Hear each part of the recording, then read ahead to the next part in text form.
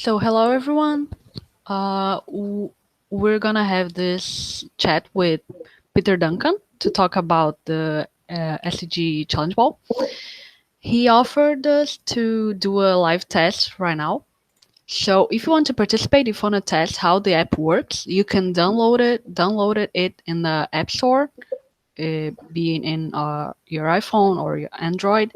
The name of the app is Quiz Express Smart Buzzer.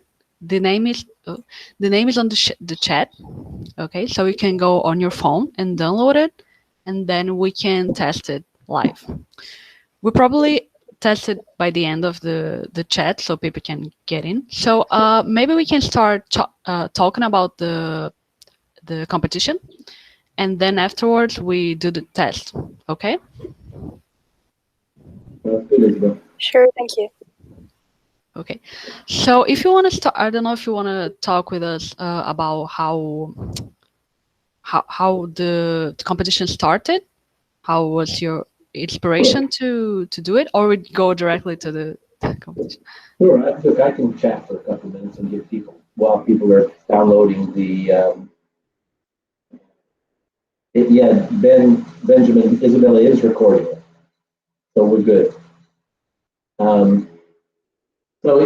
Actually, the way the contest got started was back in 2004. I was president of the SEG, and I had the good fortune to attend a convention in India. India has a national society over there called the SEG, and Society of Petroleum and Geophysics.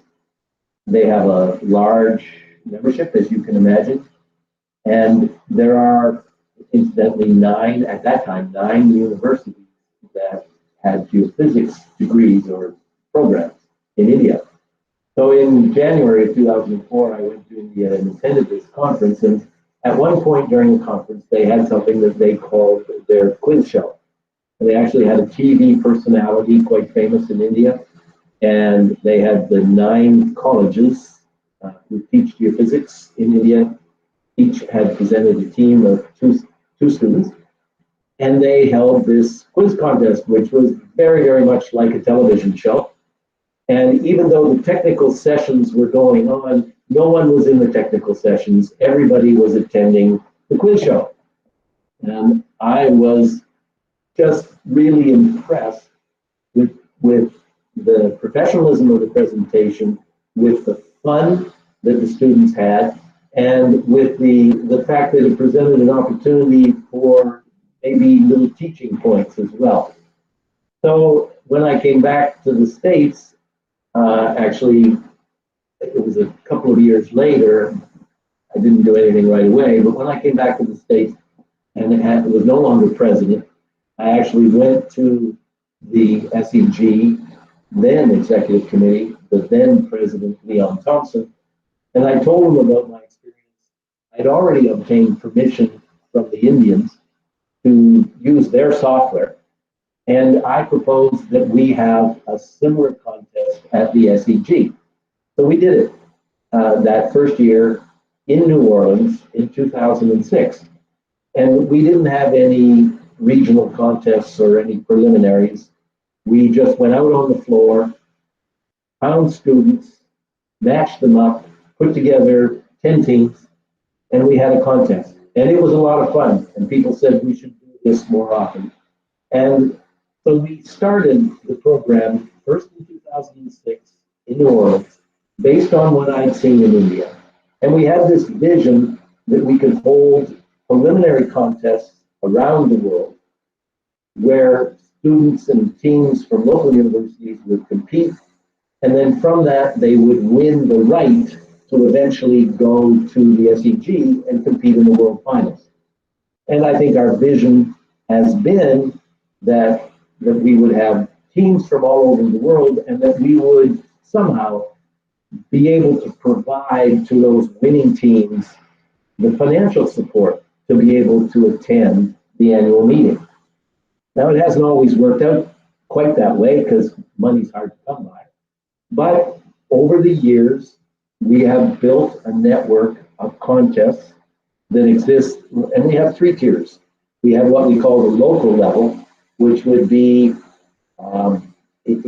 your school, or if a school in Rio, say, and maybe some of the universities just local to Rio would hold a contest, select the winner, then that winner, hopefully they would be able to raise the money locally to send that winner to their regional contest.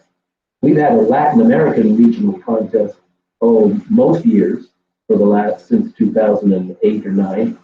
Often it was held in Colombia, sometimes in Brazil, and then the Latin American contest, which I've attended several times, we would have winning teams from Argentina, from Brazil, from Colombia, from Mexico, universities who had run their own local contests, selected a winning team, and then been able to find money to send them to the regional contest.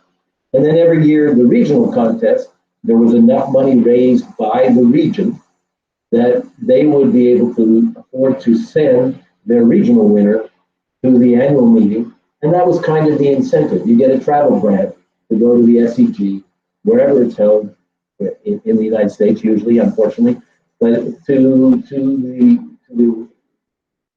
the SEG annual meeting, which I think is a great privilege for a student. It's a great privilege for an adult, for me to go to the SEG, but to win a scholarship or a travel grant to go and participate in the World Finals. Now, we've held World Finals every year since 2006, generally at the SEG. Last year was the first year that we didn't have it actually at the SEG because of COVID. We did it virtually, and we did it later than the SEG. We did it towards the end of October. But up till then, every year we would have the contest at the SEG.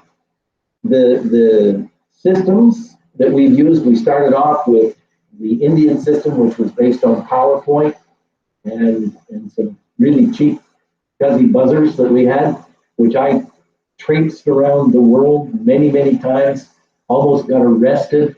And I mean, it was a big suitcase with flashing lights and wires and handhelds that had a red button on the end of what looked like a bicycle. And I nearly got arrested in Muscat, in Oman, going through security with this thing. And I carried it around the world, and we held these regional contests in the Middle East, and India, and China, and all around the world. Well, the systems have got better, so that the suitcase got smaller, and the buzzer systems became more intricate. But within the last couple of years, fortunately, they've actually developed the software to the point that you can run it over the internet, and the buzzer can be your cell phone or your iPad, or in fact, you can log into a computer. The biggest live contest we ever had, I think, was about 4 years ago, when we had 17 teams participate, students who had come from all over the world to the SEG. Last year, with our virtual contest, we had 13 teams. I think it was maybe 14. But what was really neat about last year, and I think it's changed my whole attitude towards the way this contest is going to grow. Last year, we had, at the finals, we had two teams from China, maybe 3 teams from China, in China, different parts of China. We had 2 teams from Egypt, different parts of Egypt. We had a team from Naples. We had a team from La Plata in Argentina. We had a team from Mexico City. We had a team from Toronto and a team from Calgary, a team from El Paso, Texas, from Austin, Texas. I don't know, maybe one from Australia, I'm not sure now. But we had literally teams from all over the world. None of them had to travel or induce the expense. Now, okay, it's not as much fun if you don't get to travel and go to the SEG, but we were able to run this contest really cost effectively and get global participation, which was really eye-opening to me. So since then, the CUSP committee, of which this program is part of, the CUSP program, the CUSP committee has kind of been thinking about how we can try to, my phone's ringing, how we can try to piggyback on the cusp, marvelous organization all around the house. Excuse me. Things are going crazy here. It'll go away in just a second. Stop it. We'll have to edit this out of the video. But the CUS committee has taken it upon themselves to say, look, we really want to support this idea of having local contests, going up to regional contests, supporting the international contest. And it resonates with the idea that the CUS committee has of each of the student chapters running programs to score points towards their status as a student chapter. So we're trying to encourage local student chapters to hold local contests and we're willing to send a couple. I think we said if you hold a local contest, we'll donate $200 to your local chapter. And we hope, would raise money to then be able to send your winners to the regional contest. We actually have started a program where the regional contests can, and if there hasn't been a regional contest in your area and you want to undertake it, we can support that with up to $5,000 with a grant to support that contest. And then your regional winners, we would want you to raise, or between the $5,000 we would give and what you would raise, send your winners to the annual meeting contest when they become live again. And until then, we're going to be able to support all those different levels of contests virtually. So that the cost for running a local contest or a regional contest probably aren't all that large if it's done virtually. Another thing that's changed besides the software, besides getting this idea of doing virtual contests, besides getting serious about pushing this out to have a whole range of regional or local feeding into regional contests, eventually, so that I hope we have a regional winner from each of the 12 SEG regions that the world is divided into, and that would be what we have at the annual meeting. Besides getting that organization, besides the better software, we also have had money donated to the SEG Foundation, a significant amount of money, by Fred Hilteman, Kathy Hilteman, and John Sherwood, which will allow us to start being able to provide seed money to local and regional groups who want to host these contests as we grow the whole program. Okay, that's probably more than you were expecting, but that's the story. No, yeah, it's great for people to know how it started. Let's pass a little bit, a little quicker about for the ones that don't know how the competition works, especially like now there's online, what the students should wait for, how the competition's like. So, do you want to show the example? You think it's better? Like, yeah. Well, perhaps we can, if I bring up the example and if a few people log in, then we can talk through the example. Okay? Okay. So it would be the test, right, on the app, or it would be the questions. And I will bring up the software, and the software will. Where did it go? So we already do it. We already answer on the phones, right, on our cell phones, or not? Yeah, sure. Yes, you should start up your contest on your cell phone. Absolutely. So if everyone that's here, if you want to test, like, you can download this app. I'm gonna put the name again on the chat here. The name of the app is Quiz Express Smart Buzzer. It's really fast to install. It's really light app, let's call it that. And I have the app open here, and I have to put in my name, right? Yes, just put your name, whatever you want to call yourself. And then I join it as the Wi-Fi game, or join game via PIN? You're going to join the game via PIN, and I am just in a second going to share my screen, and when I share my screen, the PIN will be on it. Here is what the screen of the Challenge Bowl looks, and you see the PIN up in the upper left corner. Yes. You should be able to then log into the pin using your pin. Join game via pin. Type in the number 94657. Okay, yeah. And you may see that it asks you to choose a team. Just doesn't matter. I'm going to be part of the peanut gallery. Doesn't really matter. And then what should come up is a little SEG symbol.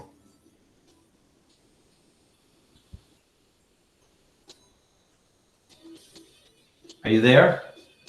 Yeah, now I am.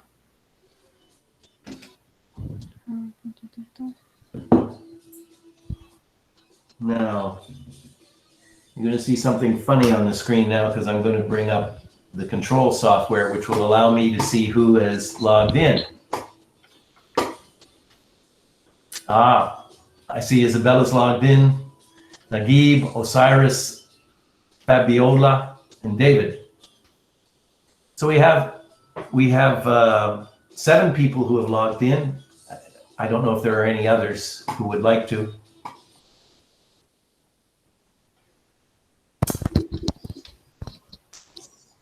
So what happens next is that we have to register you now that you've logged on. I see Ben has logged on. We've got 10 now. So when I've changed now, then on your handheld, there will be A, B, C, D, E, F. Just hit any key and it'll log you into your system. So you see I am number 2, Ben's number 1, Isabella, you've just logged in. So you hit any key and it shows me that you are now connected to the game. We can, in fact, have up to 50 players at the same time, in spite of these numbers. So all 10 people have posted. And this is exactly the way a contest goes. So then the next thing that happens is there's a little bit of a razzmatazz.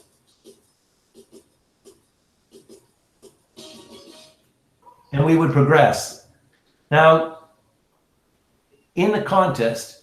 typically in a contest, we have 3 heats.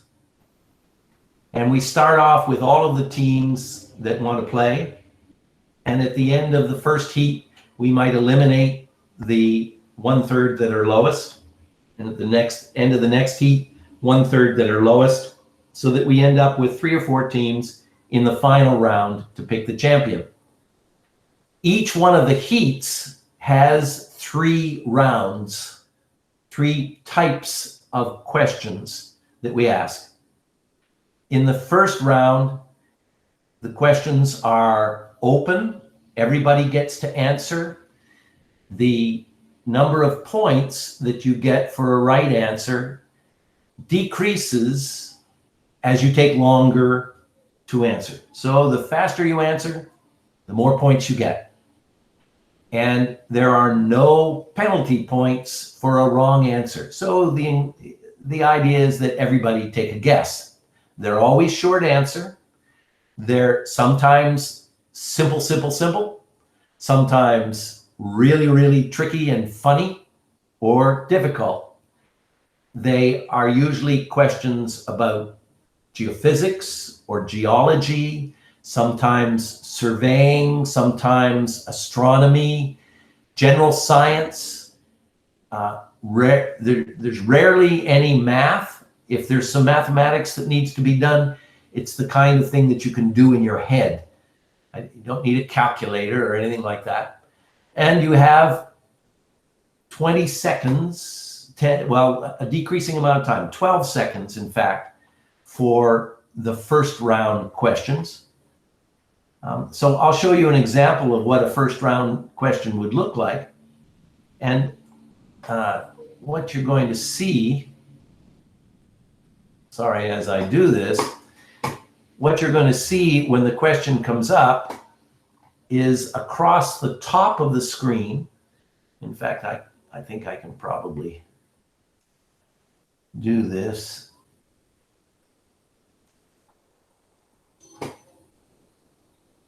Now, I think I can pause it there. This isn't a question, but this is just a sample. So you can see across the top of the screen, we have the clock that's going to count down, telling you how much time you have left. There is a number over here, which is the number of points you're going to get for a correct answer. And as you press a button to answer, and you can't change your answer once you've pressed, it's in, you'll see your name or your team name come up. So here we go. Here's a question. Digital acoustic sensing, digital temperature sensing, and digital strain are all accomplished with what kind of a sensor? Now I'll move this out of the way. You see you have 7, 6, 5, 4. There. So one person answered correctly, 6 people answered incorrectly. And in fact, the right answer is optical fiber. And in fact, I can display who got the right answer and who got the wrong. So number 1, which is Ben, got the right answer. I didn't answer at all. The red were the wrong answers.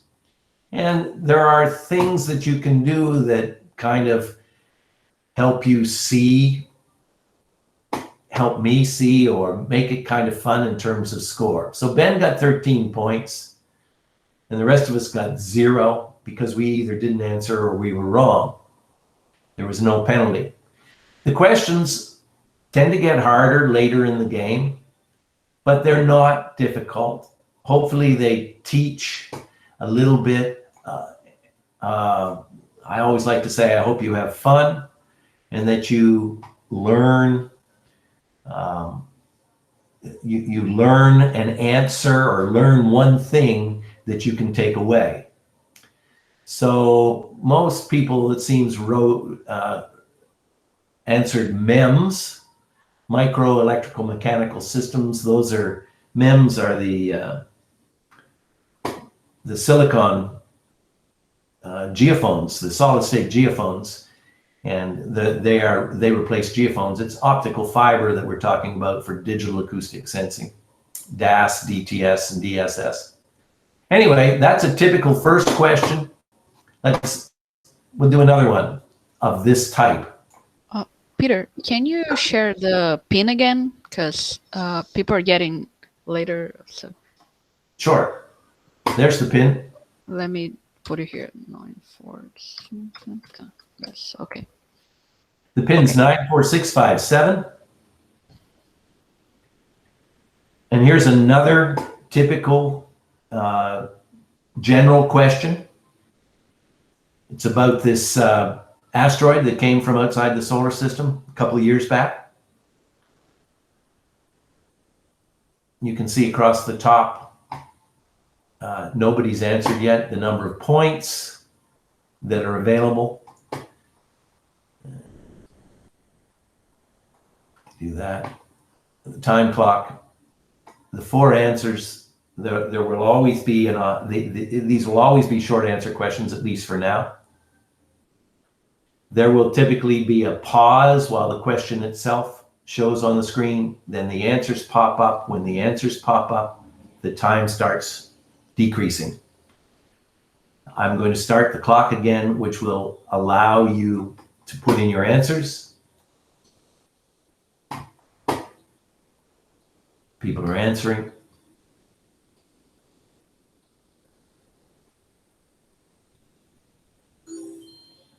And we had 9 correct answers, 4 incorrect answers.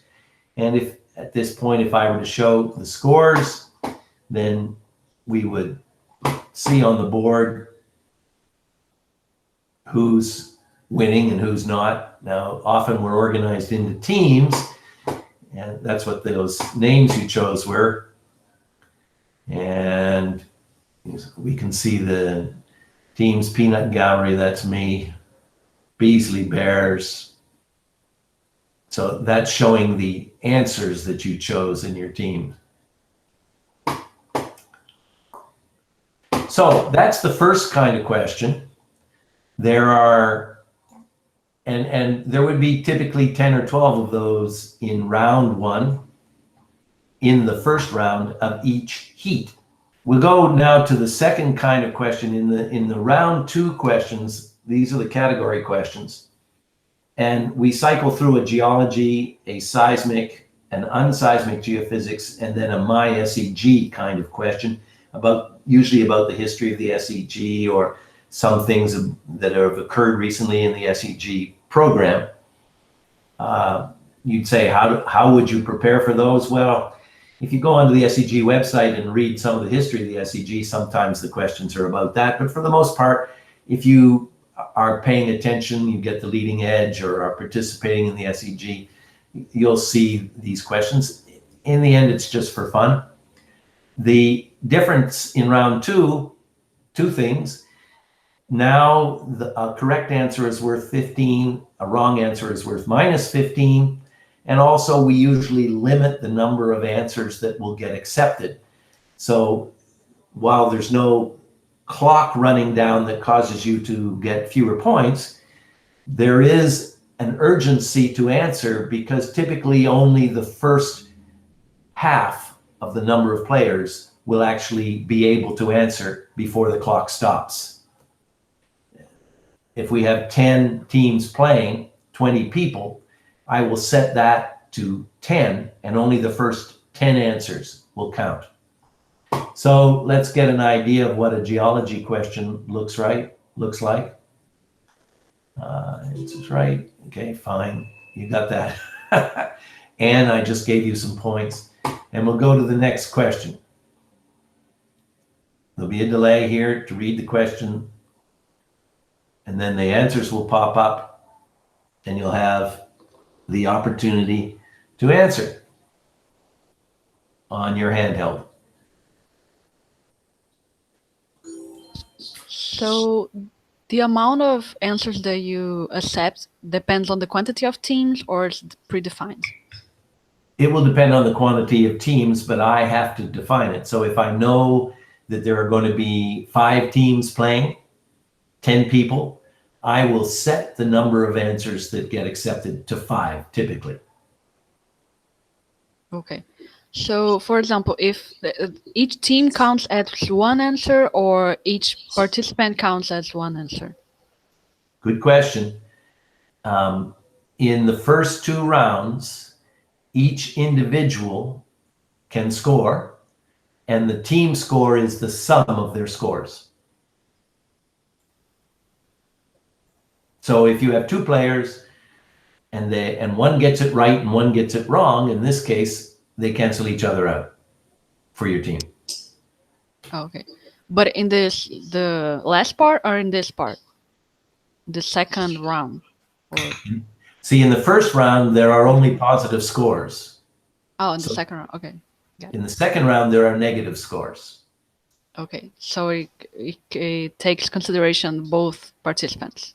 It does. Okay. It sums the scores. Now, I'll tell you about the last round. It's a little bit different, but up till now, and if the team had 4 players, which we might do sometimes, then all 4 count towards the team score.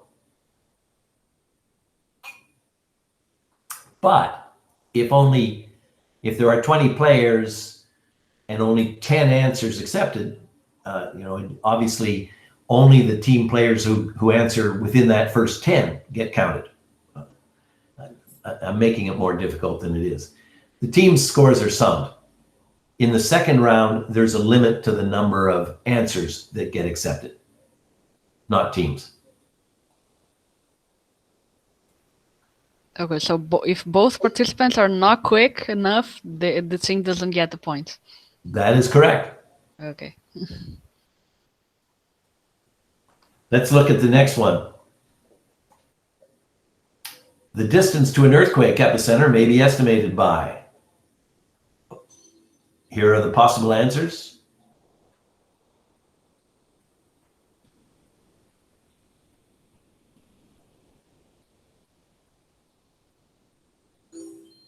So we had 5 get it right, 3 get it wrong, 7 didn't answer, and you may not have been able to answer because I'm not quite sure what what the limit is set to on this. Looks like it might be set to 8. We can maybe tell. There is a time for the participants to read the options, or is it counting while they read? It's counting while they read, yes. So what the theory is that you need to have time to read the question and think about what the answer might be, but then you have to find that right answer in the 4. And it's a challenge, but it's a challenge that is equal for everybody. Yes. I think. It depends on the how people can read in English, but yeah. I understand that it is a bit unfortunate in terms of the facility in English. With the new software, we actually have the opportunity to present the questions in different languages if they were, we could get them translated and you can run it simultaneously. But so far, we've kind of been of the opinion that sort of English is the general language of the community, and I don't mean to be arrogant about that in any way, but we want to encourage everybody to be able to interact. Certainly, when you come to the international finals and we have live events, they're most likely going to be in English. Yes, I understand that it's a little bit of a more difficulty for people who don't have English as their first language. Yes. I try, not always successfully, to make the questions be simple enough to read. But and these are just sample questions. Hopefully I do better in some of the others. Anyway, that was a geophysics question. We have an example now of a non-seismic question.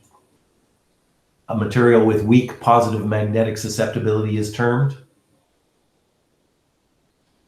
So in the first round, it's better that you answer all the questions, even if you don't know the answer. But in the second round, you maybe want to think a little bit more and don't answer if you don't know, because you lose points, right? That is correct. Okay.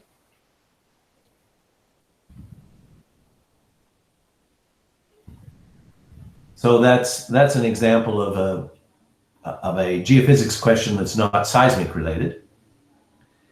And then finally, if we go to the last one, here's an example of my SEG question. And in 2018, the Maurice Ewing Medal goes to, and typically I'm not going to put up a question that says in 1952, who got the Maurice Ewing Medal? I'm not going to do that. This question was given in 2018, so people would have the opportunity to know this year at the SEG, that's who won the prize. Oh, so it's related to the year of the competition normally. Well, if that question were to be used, I'm saying I wouldn't expect somebody to remember who got the Maurice Ewing Medal since it was first given. It would be something that would be topical and recent and having been published recent. Got it. Benjamin asks here if you consider round the same as heat. So there are 3 heats. That's the big division. And then within each heat, there are 3 rounds. So the first heat was that one of you had the time to answer. Depending on the time you get to answer, you lose points, but you don't get negative points. That's a round 1 type question. What we're in now are round 2 type questions. And I'm about to show you what the round 3 questions look like. So, and all of these different question types would form 1 heat. Okay. And then at the end of the heat, we would add up all the points and eliminate the bottom few teams. And we would go into heat 2, and would repeat the process with the 3 types of questions again. The 3 rounds. The 3 rounds are the topics of the questions, or? No, the 3 rounds are the types of questions. So round 1, if we look here, round 1 questions are these questions that everybody should answer, and there are no negative scores. The round 2 are the topical questions, geology, seismic, unseismic, my SEG, where we have negative scores and a limit on the number of answers. Okay? Yeah. That's round 2. And then we go to round 3, and there is a round 3 in every heat, and these are the short snapper questions. And short snapper questions are kind of fun. They are true, false, or only 2 answers instead of 4. You get positive 10 points for a right answer, negative 10 points for a wrong answer. And here's the twist on this one. On this one, it's called fastest finger. So you answer, and you answer as quickly as you can. Each team will only get to answer once. So if the team has 2 members, whichever one pushes the button fastest, that's the team answer. If the first person to answer, if their answer is wrong, they get minus 10 points, and the system then looks for who answered second because it logs in when you answer. So the system looks for who answered second, and it sees if their answer is right or wrong. If their answer is wrong, that person, that team, will lose 10 points, and the system will look to the next answer. And it'll keep looking till it finds someone who answered correctly. And that person gets 10 points and it stops. And it makes all sorts of funny noises when you get the answer wrong. So let's try it, all right? Okay. Let's try this.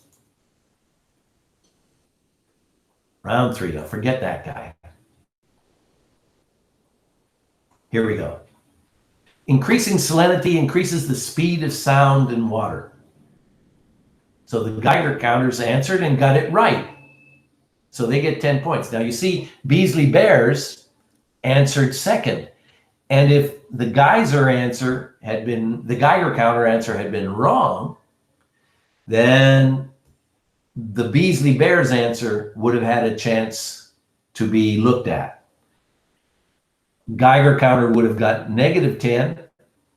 And if Beasley Bears got it right, they would have got positive 10. So the system will keep accepting answers, logging them in, and will deduct 10 points for every wrong answer until someone answers correctly. Is that clear? Yes. Let's try another. The dark side of the moon never gets any sunlight. Oh, lots of people have answered. The first one was wrong. You see? Geiger counters got it wrong. Alvaro's Allies got it wrong. Oh, Alvaro's Allies got it right. It's false. No, the dark side of the moon does get sun. And if you were listening there was a little bit of sound that plays. It actually makes a funny noise, a blooper sound if you answer incorrectly. Tells you who was the right answer, and then those scores are answered. Now, in each case, in the short snappers, it only accepts one answer from every team. And it keeps looking for answers until it finds a right one. So you've now seen the 3 types of questions. The questions that are general, open, and where the score decreases with time. Those are typically what we call round 1 questions. Then there's the category questions, which are worth plus or minus 15, minus 15 for a wrong answer, and where the urgency is created by saying, I'm only going to accept the first half of people's answers. So you got to be in the first half of the group that answers. And then the last round, the short snappers, it's fastest finger. It's whoever presses the button first and gets the right answer. It'll keep looking, keep accepting answers until somebody answers correctly. Those 3 question types, those 3 rounds would form one heat. At the end of that heat, we would pull up the scores and we would say, okay, we're going to allow the top 10 to continue to the next round.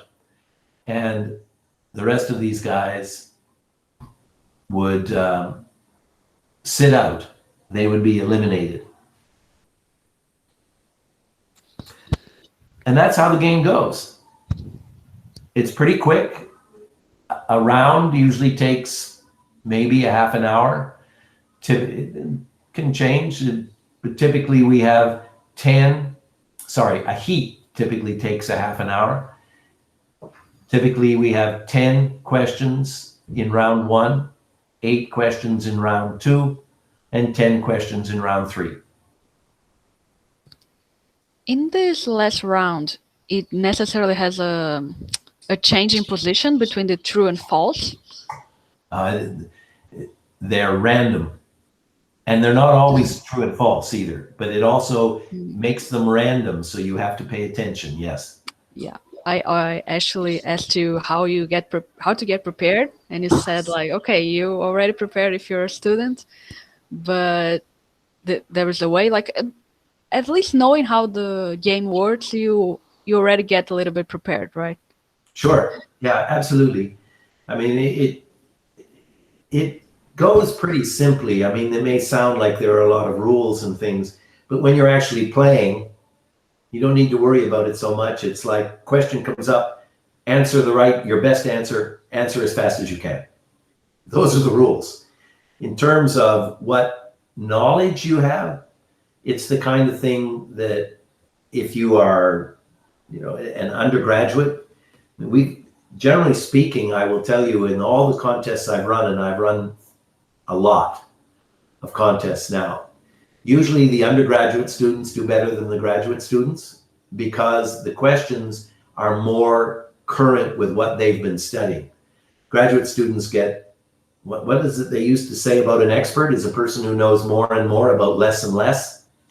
So that sometimes the graduate students are too plugged into their own thesis work, and they forget some of the fundamentals. The questions are all basically aimed at 2nd and 3rd year student level, with some other stuff drawn from the news or from the history of science, more the thing that if you are an interested scientist and generally read a little bit outside of your discipline, then you're likely to know about.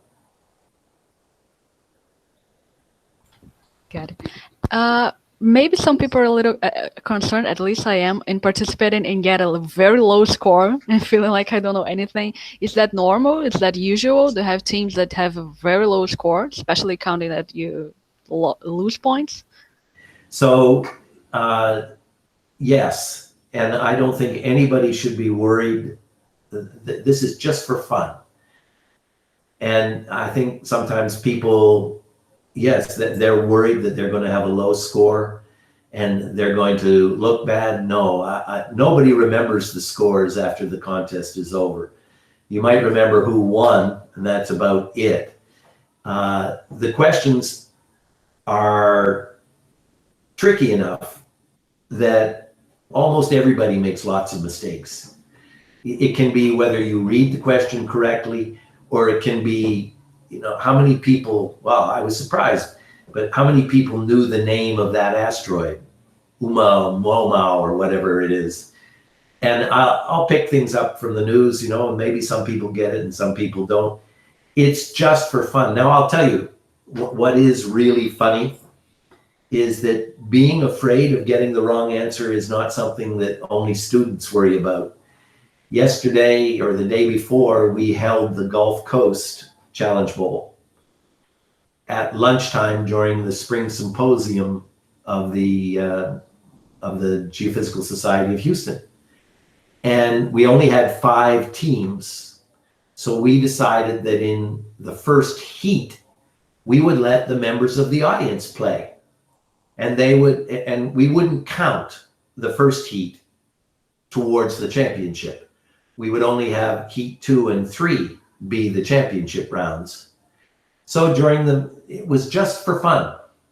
And we said, look, we can have up to 40 members of the audience log in and play, and in some sense compete against the students.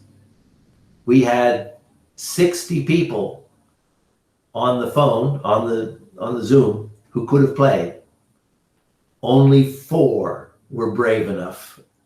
All the others said, ooh, we don't want to look stupid. And I think it's a shame, because those 4 who played had a lot of fun. It's a lot more fun to be pressing the button than to simply listening. And if you just go at it as being fun and hopefully learn maybe one fact to take away, then I've achieved my goal. You shouldn't worry about being low. Lots of times people end up with negative scores in the overall. Yeah, it's hard considering the questions as well, but like the time I think is the worst. You don't have time to think.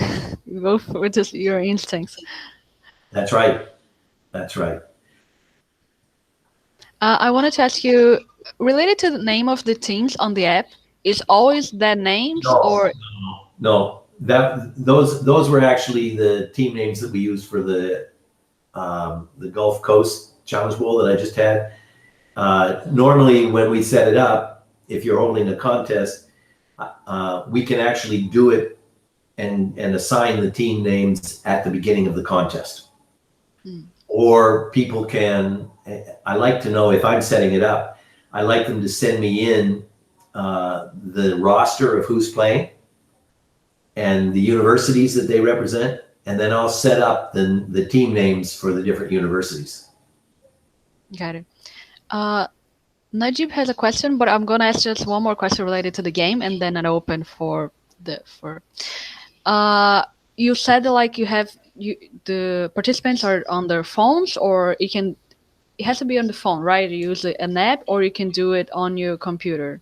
You can do it on your computer too.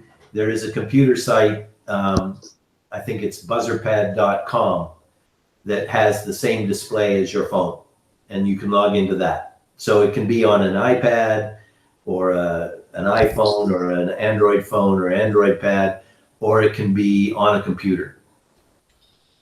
Okay, I'm going to send this information to the students afterwards, together with the name of the app.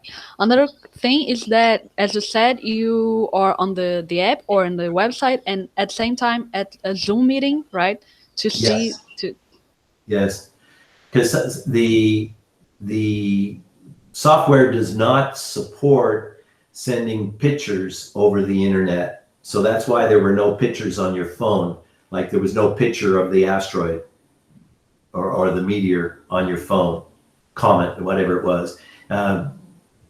You have to have a Zoom or Teams or Google Meets session going too. Yes. Great. So to participate, you only need to be a student, be it undergraduate or graduate, and you have to install the app or use the site buzzerpad.com and have Zoom installed to be at the meeting. Correct? That's right. You have to be in the meeting. That's right. Yes. Okay, so I'm gonna open to Najib question. Do you want to say it or do you want to type it? Hi, it's okay, I can say it. Hi, my name is Najib and I'm from UNAM student chapter. Um, so we were originally going to organize the national Challenge Bowl for Mexico, and the date for that is May 21st. And we already sent Isabella an email about this, but we are not quite sure what we're supposed to do, because we don't have the winners yet. So we don't know who we're going to send to the regional Challenge Bowl on May 22nd. So Isabella told us we could send more than one team, but we didn't know how to choose these teams that are going to be able to participate. So I was on the, I believe UNAM is having their contest on the 23rd. Is it not Saturday? 21st. It's on the 21st? Yes. I see. So, and Isabella, yours is on the 22nd or the 20th? Sorry. Yes, it's 22nd. But the thing is, I don't want to prevent you from doing a national. The thing is, a lot of the students that are registered to participate are from Colombia, for example. So we have a lot of teams from Colombia. There's no need to have just one team from Mexico. That's all I said. So I also don't know what is the best thing to do. My preference actually would be that UNAM keep their contest separate, and we consider it the Mexican nationals, and their winner can go to the nationals. UNAM has done that the last 2 years. I was there the last 2 years and hosted it live, and I don't think we should worry. UNAM, you have your contest. Isabella, you have your contest, and let's keep them separate. Okay. Okay, thank you. Yeah, because actually this contest started as a Brazilian regional, but we don't have enough Brazilian students participating, so it's becoming kind of a Colombia regionals with a Brazilian team for now. I hope we have more teams. And what about Argentina? Have you approached Argentina to participate in this one on the 20th? Yeah, I send emails to the chapters. I also got in touch via social media, especially Instagram and Facebook. But for now, we don't have a lot of teams participating. Counting like Mexico, probably have a lot, but separately. But yeah, I hope we have more. That's the idea of organizing this meeting, have this more contact with students, maybe show them that, like you said, it's for fun. So we want more people participating, and you don't need to be concerned about competing. You don't need to study a lot. Just if you have a negative point, if you end up with negative points, okay. Like you said, you're gonna learn through the competition, right? Right. And it would be important because we only have a certain number of question sets. So nobody from UNAM should watch your contest. That would not be fair, okay? Because they would find that a lot of the questions are the same. Yeah, actually, it's the opposite, right? The ones that are competing on the Latin America regional cannot watch the UNAM because it's gonna be first. Well, now that's a good thing. That's actually, I need to have you confirm when the UNAM contest is, because for some reason I had it down as being on Saturday, the 23rd. I think the 23rd is Sunday. Yeah. You could be right. Sorry. So let me see. Let's just check. Yeah, but we can send a new email just to confirm everything else. And yeah. Okay, that's right. I've got yours on Friday the 21st. That's right. Yours is always on a Friday. That's right. And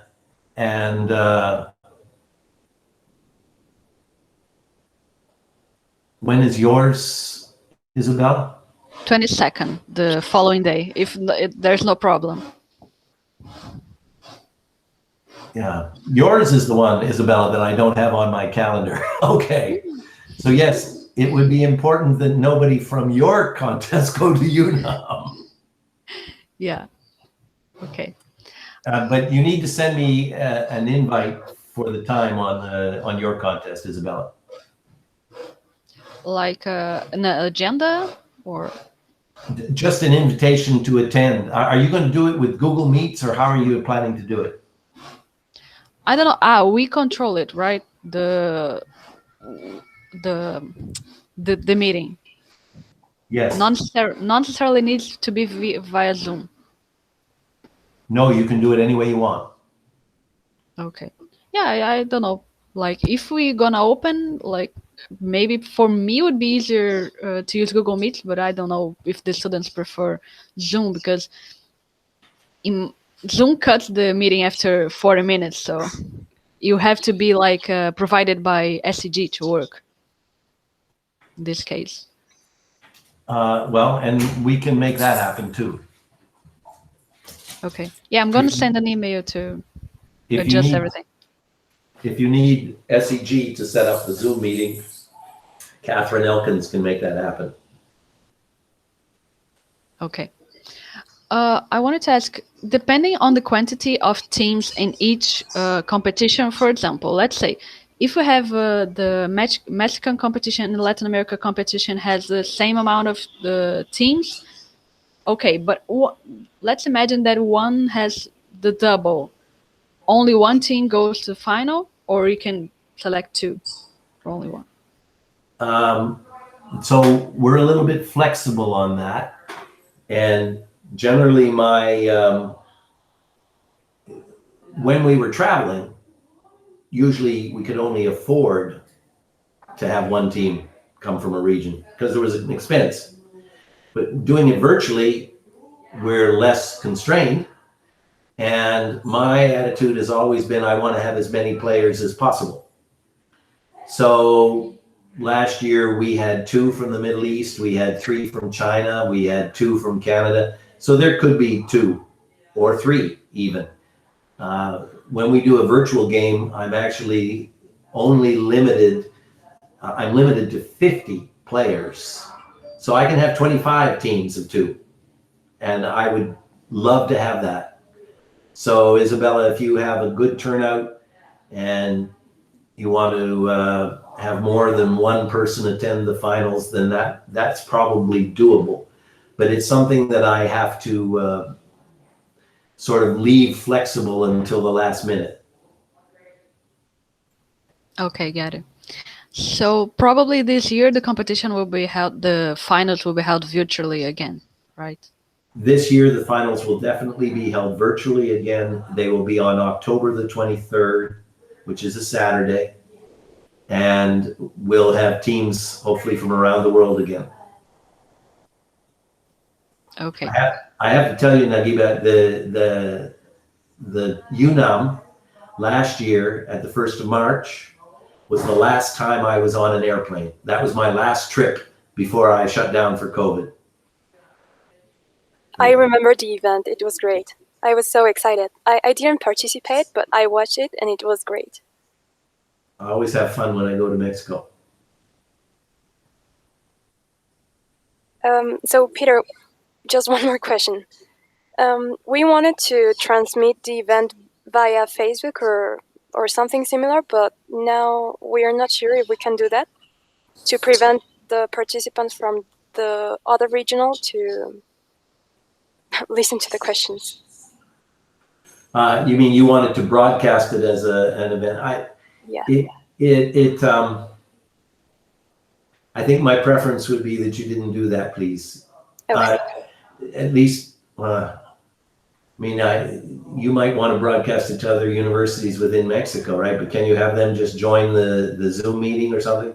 Yeah, we're going to try and do that. I don't know if Zoom has a limit, but we can try to do that. It depends on the license you have. And once again, we could probably get you the SEG license. Typically, the SEG license I think is limited to maybe, SEG might be 1,000. Okay. I know the GSH one that we have is 200. It depends on the license. So we can check ours and send an email to confirm if we're going to use ours or if you could lend us your account. please. We'll figure that out. You bet. Okay, thank you. But the concerning about releasing the recording is like the questions is only for the Latin America or in general, like this recording could be released afterwards, all the competitions or not? See, the issue right now is that we have a limited number of questions, and if a question set, I always make up a brand new question set for the finals. So my preference would be that you didn't release the recording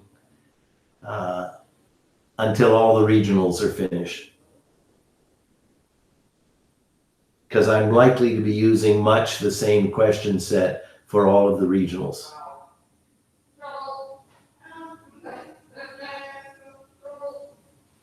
Sorry. Okay. We're building up a body of questions, and certainly this is one of the things that I would like to ask everybody who's on the call, and I need to ask everybody all the time. I need people to send me questions, and we have a database of questions, and eventually we'll get to the point where every quiz will have a new question set. But right now, the system isn't automated quite that way yet. It takes me about 12 hours to put a game together.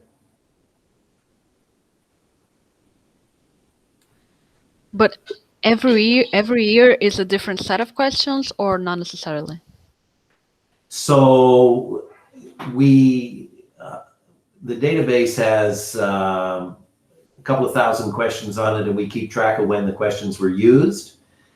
So every year I usually I have a brand new finals, and then sometimes we'll recycle from 4 or 5 years ago old contests for regionals or locals, but they're old enough that nobody's playing now who would have seen those.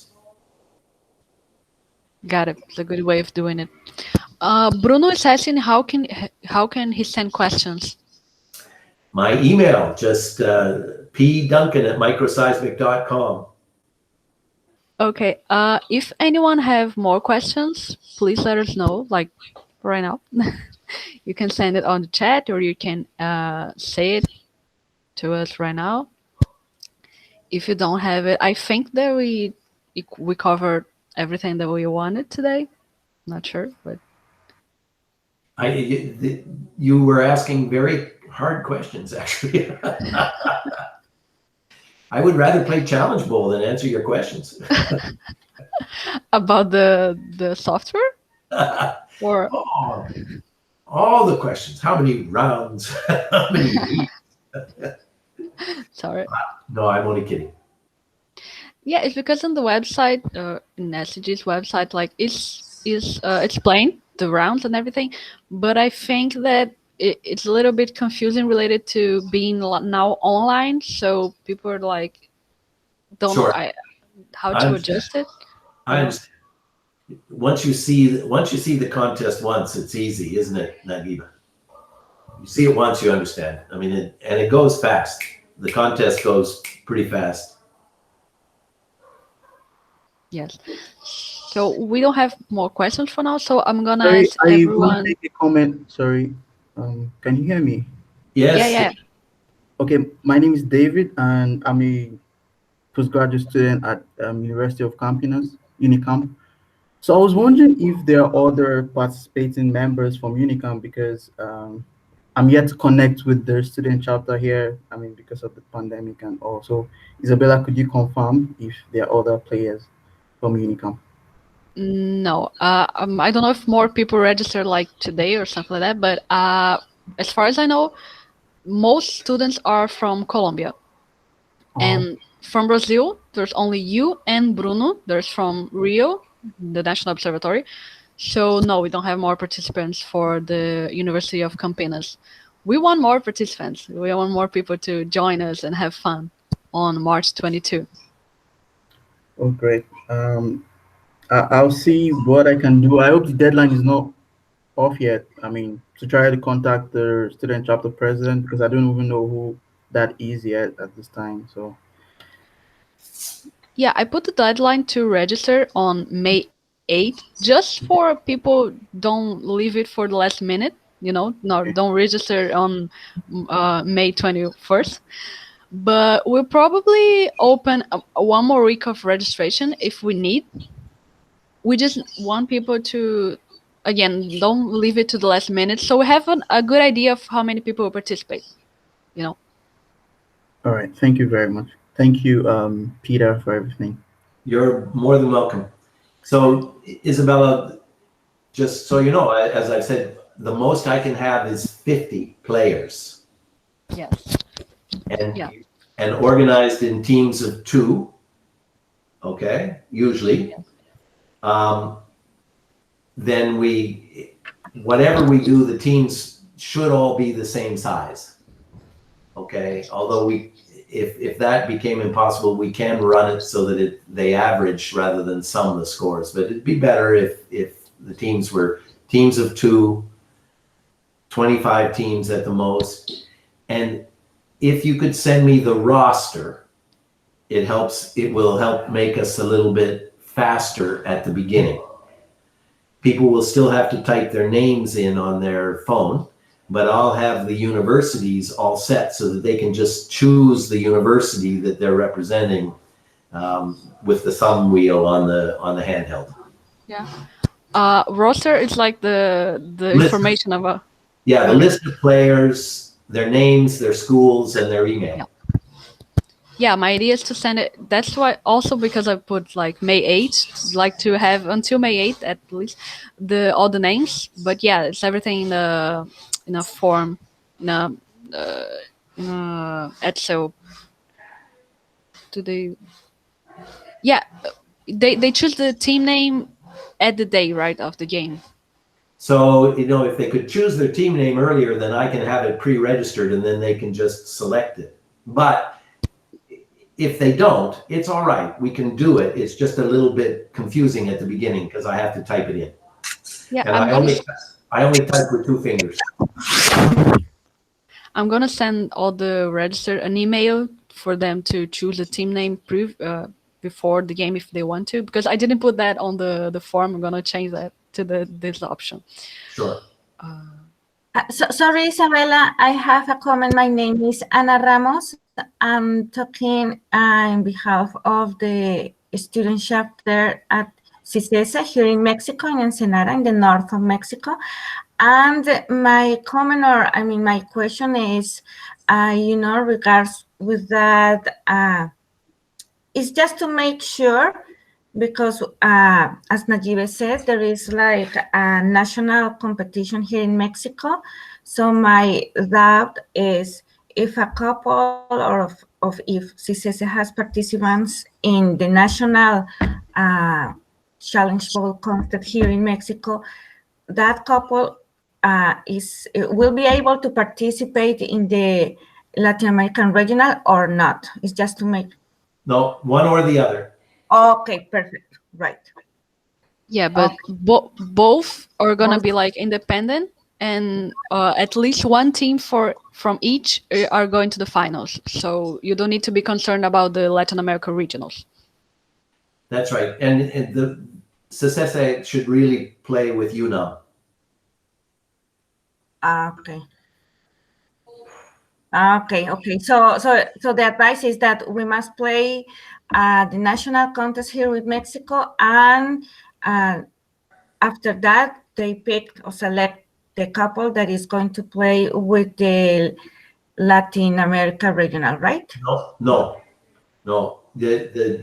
The winning team or teams from UNAM will play in the World Finals. All right. You don't have to worry about the Latin American regional. Okay. So I'm going to, to make this comment to our committee in order, to select, because we received the invitation from UNAM a little bit just a couple of days after the first invitation from Isabella. So we are going to check that, right? Is that okay? Yeah, that's fine. Yeah. Yeah, I'm sorry about the confusion. It's because, like I said, previously the idea was to do a Brazilian regionals, but then we didn't have enough teams, so I opened like in a Latin America regional, but this doesn't limit other regionals in other countries. If you have a lot of teams, there's no problem. Okay, right. Also, don't worry, we're going to send an email to all the Mexican chapters in order to clarify Sure, everything. perfect. Thanks. Yes, thank you, Najib. Okay. So if we don't have more questions or comments, we can end for now. Thank you very much, Peter, for being My with pleasure. us today. No, thank you for putting this together. It's good. I love to see all of this interest in the program. Oh, I wrote in Portuguese now in the chat. Now I realize. Okay, I sent a link here to the forms to register for the Latin America regionals. If you are in Mexico, you can register for the Mexican regionals. Both are gonna get to the finals. And please register. Let's participate. Let's have fun. With the regionals will be on May 21st and May 22nd. May 21st will be the Mexican one, and May 22nd will be the Latin American one. That is open for every country, for everyone, for students.